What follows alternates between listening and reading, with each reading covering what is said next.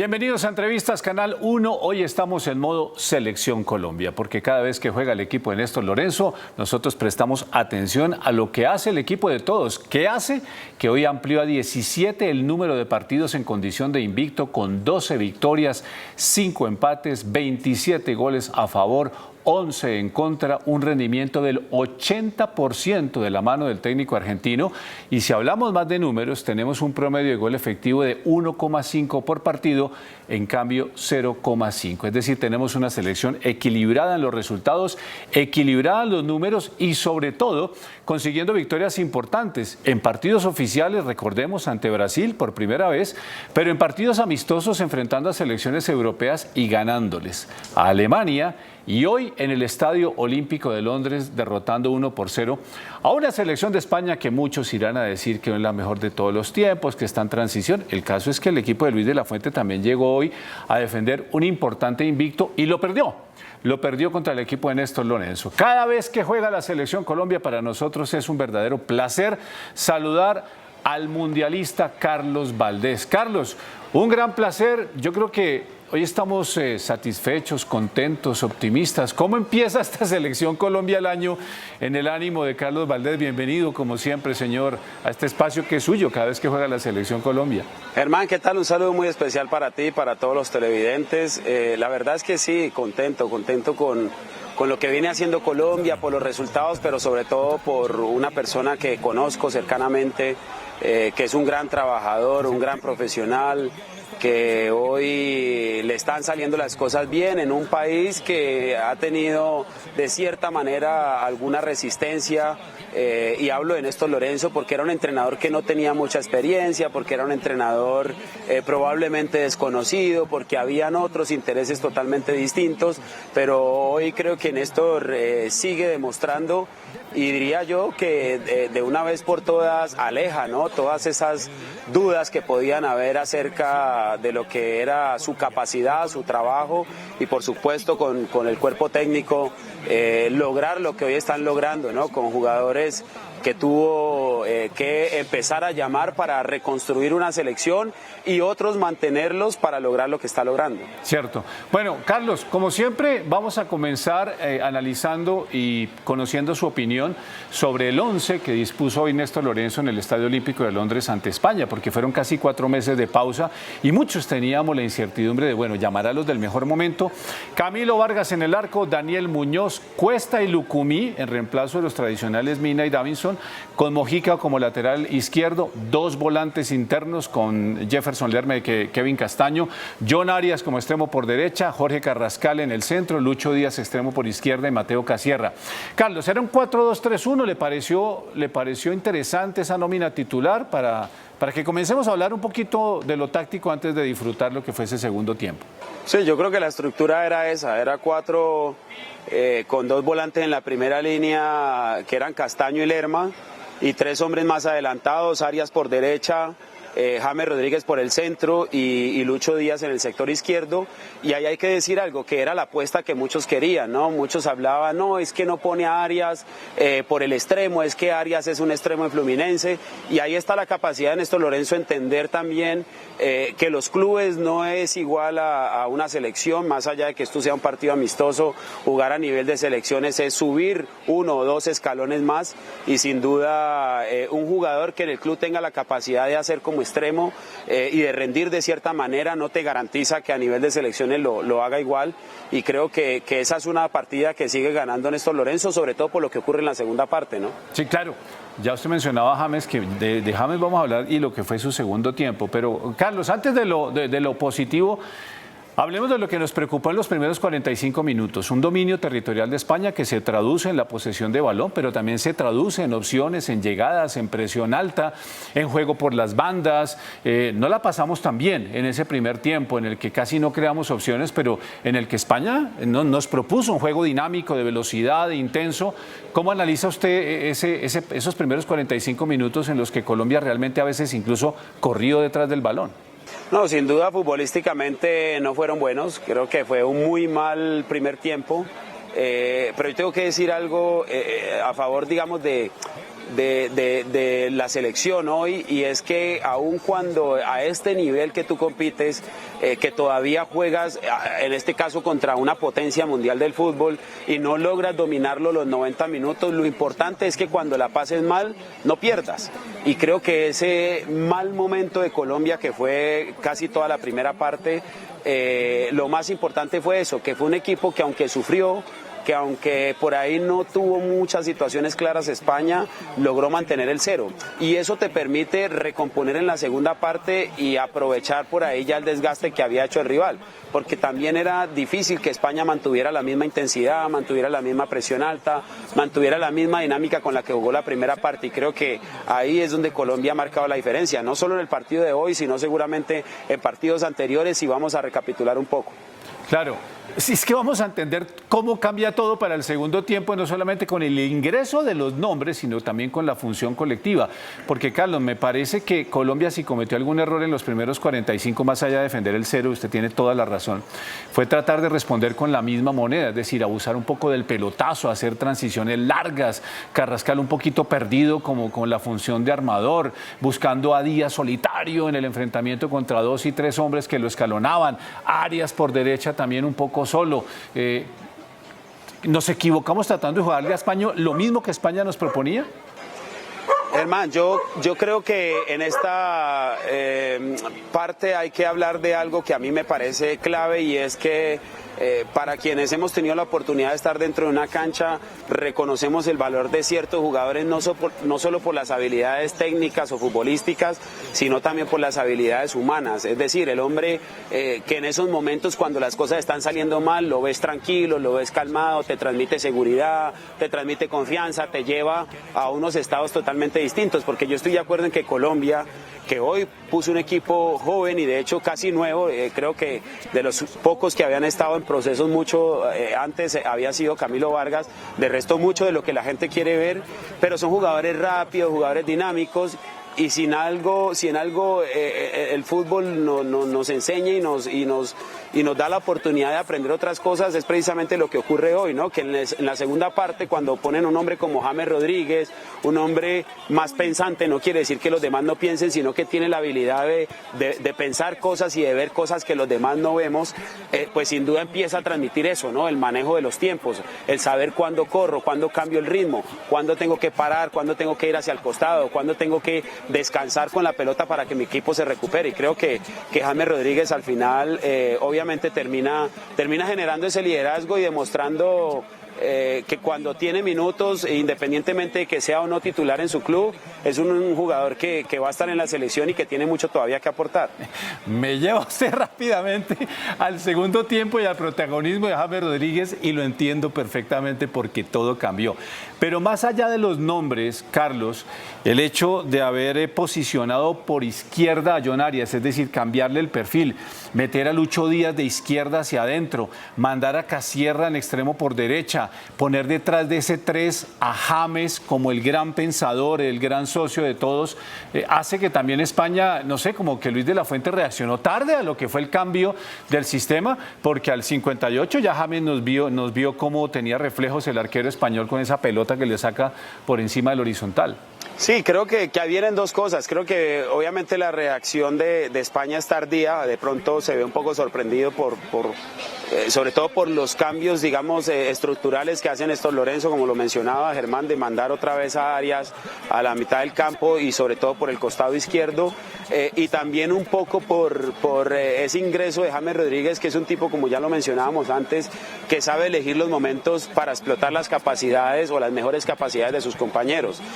Y ahí creo que termina sorprendido el equipo español, más allá de los buenos jugadores que tiene y de las condiciones que tiene, porque sin duda es cuando Colombia mejor se ve, y mejor se ve no es solamente por el remate de James o por las situaciones de gol que tuvo, porque tampoco a la larga fueron muchas, pero este tipo de partidos son así. Cuando juegas contra equipos superiores no tienes tantas oportunidades de gol, y las que tengas tienes que intentar aprovechar. aprovecharlas, y eso hizo Colombia, porque defensivamente creo que se seguía comportando bien. Más allá de que hablamos ahora que en la primera parte no tuvo un buen partido, creo que Colombia tácticamente, al menos con lo que tiene, está intentando competir, y esa competencia lo lleva precisamente a preservar el cero, que al final con una jugada majestuosa termina dándole una victoria que también, adhiero, va a ser histórica, ¿no? Es el único entrenador que ha podido lograr esto.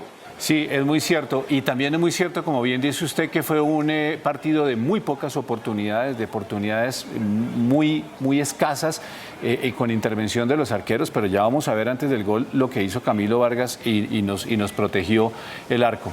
Carlos, nos vamos a quedar con un gol que definitivamente es un golazo. Ya estamos de regreso en Entrevistas Canal 1, hoy analizando la importante e histórica victoria de la Selección Colombia ante España en el Estadio Olímpico de Londres.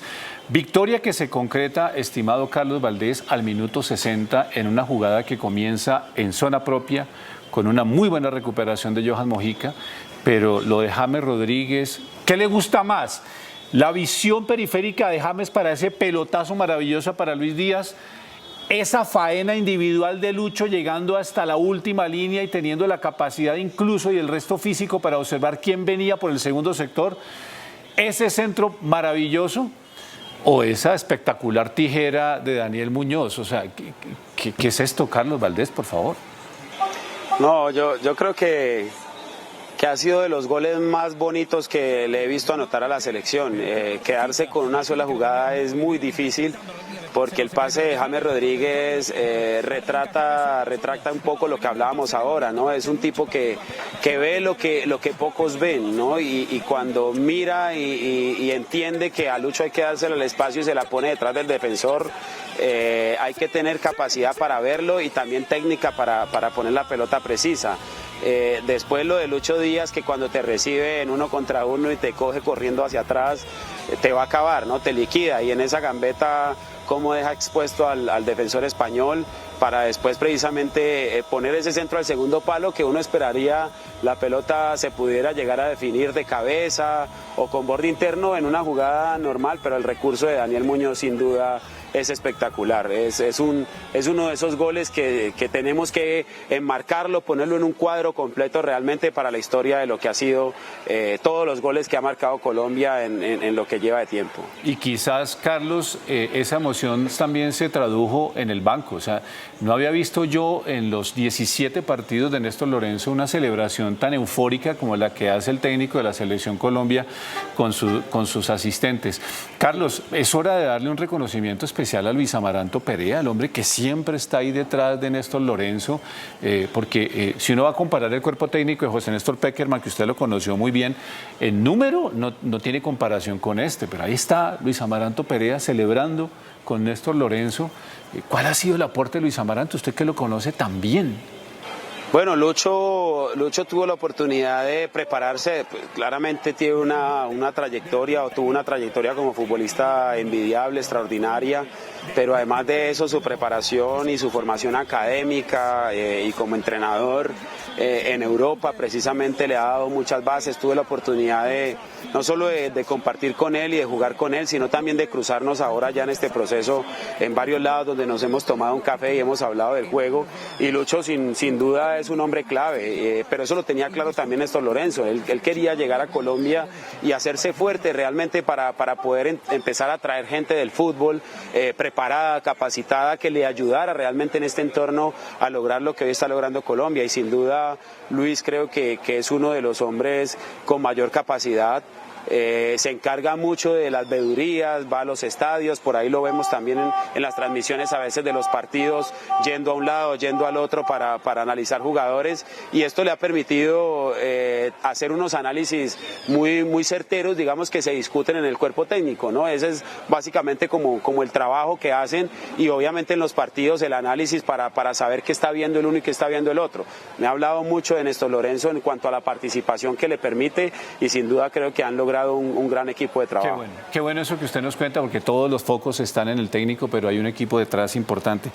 Daniel Muñoz, además de esa pintura de gol, Carlos, muy efectivo en los cierres, muy efectivo en los duelos.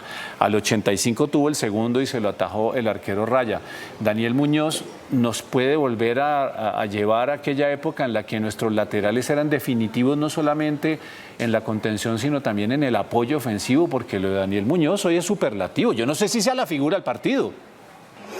Es muy bueno realmente, además que Daniel tiene una gran capacidad, es un gran jugador, un extraordinario jugador. Hoy tiene uno de esos partidos que son soñados, no solo por el gol, sino porque precisamente en las coberturas estuvo muy bien, en los cierres estuvo muy bien. No sé si llegará realmente a hacernos recordar esos momentos de los laterales casi extremos o casi atacantes, pero sin duda creo que está dando y Lorenzo está sacando lo mejor de cada uno y ese es el Daniel Muñoz que queremos seguir viendo. Sí, Diego León Osorio, Camilo Zúñiga, el Chonto Herrera, bueno, de ahí para atrás tantos que han sellado con talento esa banda por derecha. Bueno, ya me hacía usted un análisis y sobre todo una ponderación de lo que es Luis Díaz. Es jugador, o sea, es el otro, es ese distinto de todos los que convoque Néstor Lorenzo a esa selección Colombia. Ayer decía Néstor Lorenzo en la rueda de prensa, tranquilo, Klopp, se lo voy a cuidar, se lo voy a cuidar. Pues eso es una joya, Carlos, que tenemos en el ataque colombiano.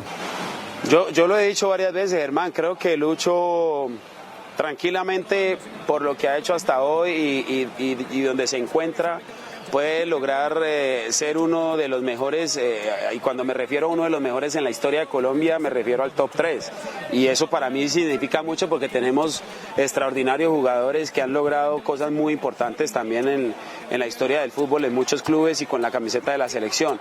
Pero creo que en él hay cosas bien distintas, ¿no? Aparte de las capacidades futbolísticas, su personalidad, la tranquilidad también con la que ha asumido todo lo que le ha generado el ser Lucho Díaz hoy, una de las figuras del Liverpool, que además estaba muy joven y que si las lesiones lo respetan, yo no tengo duda en que pueda llegar a ser el 1 o el 2 o incluso, como lo decía, en ese primer ranking de los 3 jugadores más importantes de la historia de Colombia. Sí, es impresionante lo de Lucho Díaz. Antes del gol, antes de esa vuelta de partido que hace Colombia, hay una jugada definitiva, una salvada de Camilo Vargas a la base del poste de la mano derecha. Camilo Vargas, tan veterano o incluso como David Ospina, que es el histórico del arco. Carlos, ¿usted se quedaría de aquí en adelante con Camilo Vargas? Es difícil, a ver, sentenciar que de aquí en adelante ya el arquero va a ser Camilo es difícil porque infortunadamente el fútbol cambia todo el tiempo, ¿no? Y nosotros en su momento los futbolistas éramos precisamente de eso, de momentos. Hay un momento en el que las cosas te están saliendo, tienes la capacidad a nivel individual y emocional para superar situaciones difíciles y eso te permite mantener esas rachas largas de buenos resultados y de buen rendimiento durante mucho tiempo, pero nunca se está exento de precisamente entrar en esos baches, ¿no? En los que se pierde la confianza, en los que los resultados no están y muchas veces no tienen ni siquiera que ver con lo individual, porque la gran mayoría esto depende de los colectivos. Si llegas a un equipo o un proceso que no está bien, es muy fácil que las individualidades no den lo que se espera y tiene una competencia muy dura. Yo lo de recuperar a David Ospina, lo que está haciendo Kevin Mier, me parece que todavía sería muy arriesgado sentenciar a Camilo como el arquero titular de Colombia, pero creo que el problema más maravilloso que puede tener el cuerpo técnico es eso, es tener recuperado a David, es tener a Camilo en un gran momento que hace esa tajada cuando el partido todavía está 0-0 y estos son los arqueros que te hacen ganar partidos y te hacen ganar cosas importantes, pero también un chico joven como Mier, como Montero que vienen haciendo la fila y que yo sé que ponen cada vez ese listón mucho más arriba para que todos tengan los dientes apretados. Bueno, mencionó usted a Álvaro Montero y me hizo acordar de quizás la frase más polémica que tuvo ayer Néstor Lorenzo en la rueda de prensa y que todavía ha dado mucho de qué hablar. Dijo con absoluta franqueza que hay que analizar el nivel del fútbol profesional colombiano, de la liga colombiana, que eso se refleja en las competencias internacionales. Incluso dice, cuando le criticaban por qué no convoca jugadores de la liga profesional, decía, hombre, les falta mucha competencia, les falta mucho roce a nivel de Copa Libertadores, Suramericana, etcétera. ¿Comparte usted la crítica que para mí fue además muy oportuna porque se sacó un poquito la espina de cuando ha querido hacer microciclos y los clubes no prestan a los jugadores? ¿Usted cómo ve ese tema de Lorenzo y el fútbol profesional que se juega en Colombia? Sí, yo comparto esa opinión totalmente y no solo porque la haya dicho él, no, creo que muchas personas del fútbol han dicho, nosotros también hemos tenido la oportunidad de referirnos a nuestra liga, claro, la amamos, la queremos porque somos colombianos, porque vivimos acá, porque la analizamos, comentamos, hablamos del fútbol local, pero yo no tengo duda que nosotros estamos lejos, muy lejos todavía de lo que es la alta competencia, de lo que es la élite del fútbol. Incluso, Germán, a nivel cultural creo que nos falta todavía entender muchísimas cosas y la importancia que realmente tiene la formación de los jugadores, el desde pequeños enseñarlos a competir, enseñarlos a ganar, es algo que realmente a nosotros nos ha faltado y que por supuesto ha tenido sus repercusiones a nivel de selecciones mayores y de fútbol profesional. Nuestra historia realmente cuando hablamos ya de un mundo, de un término global, digamos, del fútbol de élite, sin duda es mucho más pequeña de la que uno quisiera, pero yo comparto totalmente esa apreciación. Bueno. Carlos, ¿le pesa el invito ahora a Colombia? ¿Le pesa el invito a Néstor Lorenzo? ¿Estará pensando ahora, bueno, viene el martes Rumania, voy a mi partido número 18, ¿cómo hago para mantener esto? Es un amistoso, pero donde llegue a perder van a aparecer los críticos, etcétera. ¿Cómo cree usted que se prepara ahora la selección para enfrentar el martes en territorio español a la que ha sido nuestro coco en los mundiales, ¿no? Nos ganó en el 94 y en el 98. Sí, y esperamos que en esta ocasión pues al menos le ganemos, así sea hablando de un partido amistoso.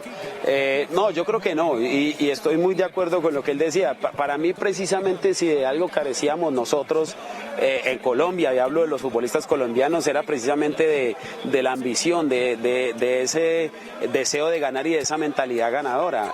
Y para mí no tiene nada de malo realmente lograr 17, 18, 19, ojalá sean 30, ojalá sean 40 fechas invicto, porque al final él tiene mucha razón también con algo que declara en la rueda de prensa, y es que para ganar o para aprender a ganar tienes que precisamente eso, seguir ganando.